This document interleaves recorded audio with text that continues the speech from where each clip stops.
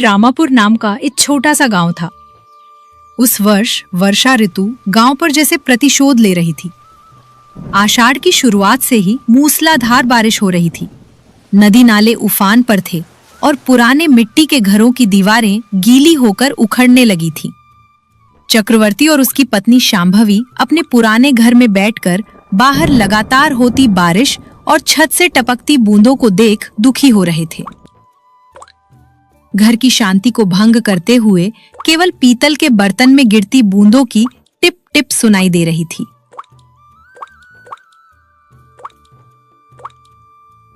तब चक्रवर्ती की पत्नी शांभवी ने कही, हे जी, देखिए ना, ये बारिश तो थमने का नाम ही नहीं ले रही। पूरी छत भीग गई है, अब क्या करे? मैं देख रहा हूँ शांभवी, ये बारिश नहीं, हमारा भाग्य टपक रहा है। खेत में बोया सारा बीज पानी में बह गया। जो थोड़े बहुत पैसे थे वे भी बीजों में चले गए। अब अगर ये घर ढह गया तो हम सड़क पर आ ऐसा जाएंगे। मत कहिए, ईश्वर हमें इतना निर्दयी होकर नहीं छोड़ेगा। थोड़ा धैर्य रखिए, मैं उस कोने में एक और बर्तन रख देती हूँ, वरना फर्श पूरा गीला हो जाएगा। रख दो, जितने बर्तन रखने हैं रख दो।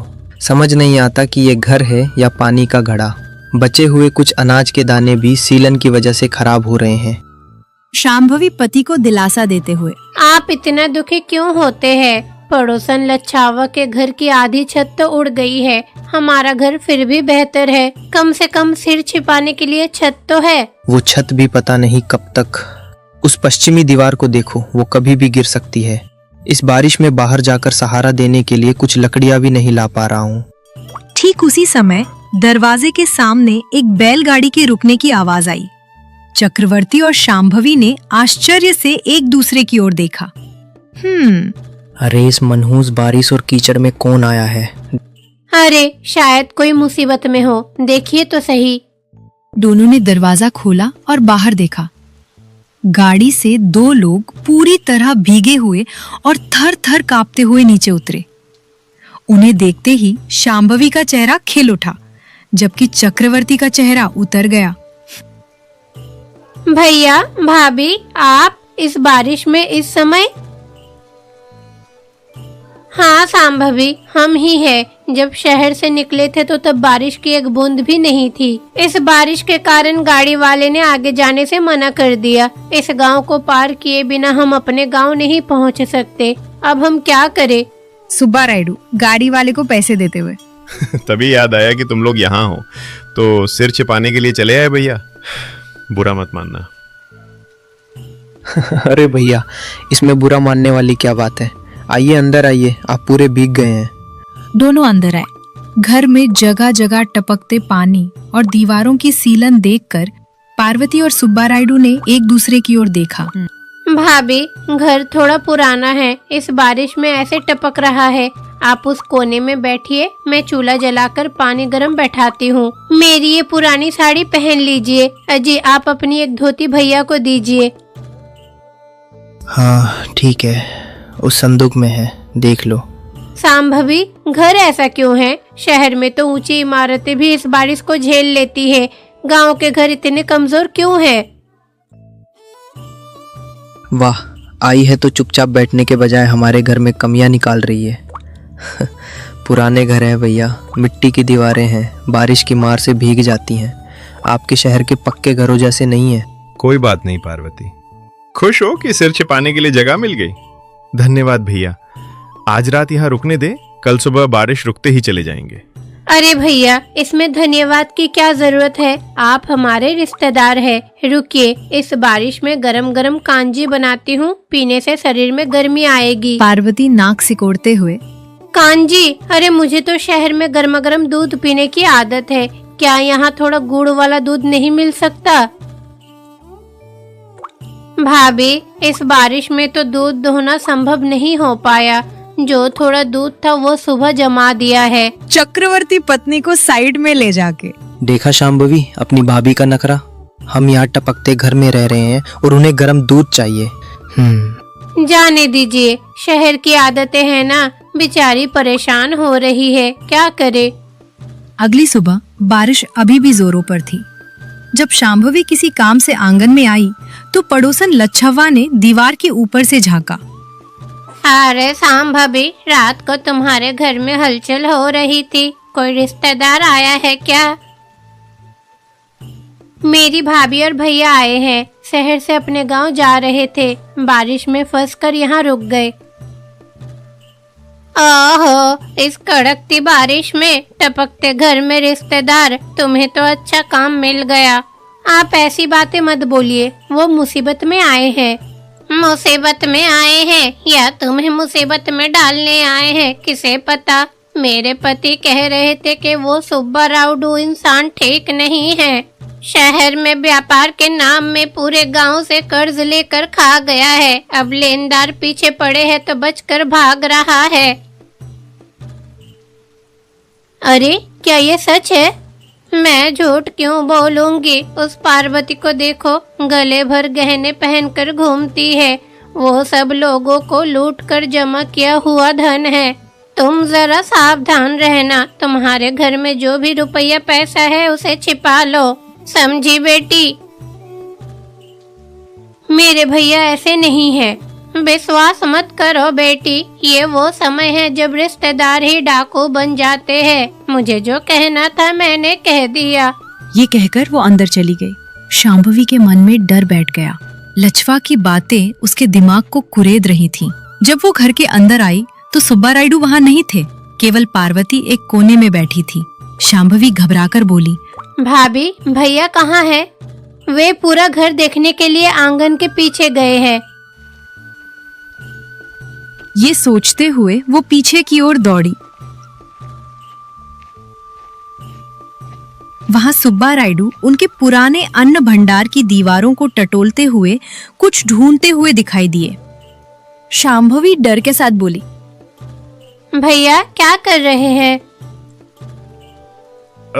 कुछ नहीं शांभवी, देख रहा हूँ कि ये पुरानी दीवारें कितनी मजबूत हैं, बारिश में भीगने के बाद भी मजबूती से खड़ी हैं।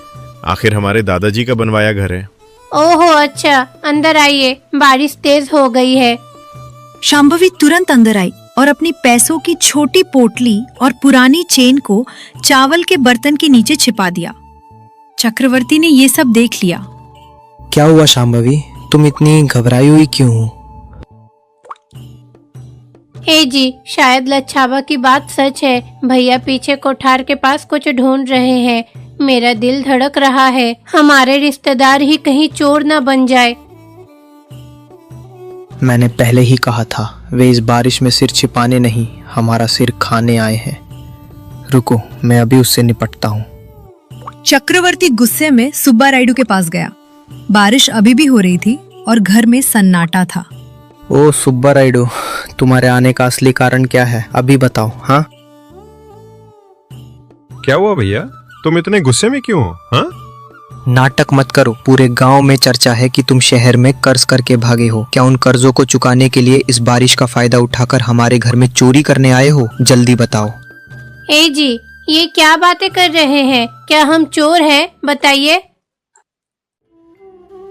तो और क्या भाभी, मेरे पति ने सुबह देखा है, भैया कोठार वाले कमरे में कुछ ढूंढ रहे थे। क्या आप हमारे घर कुछ चुराने आए हैं? शांभवी, तुम भी? ये कहने के लिए तुम्हारी जबान कैसे चली?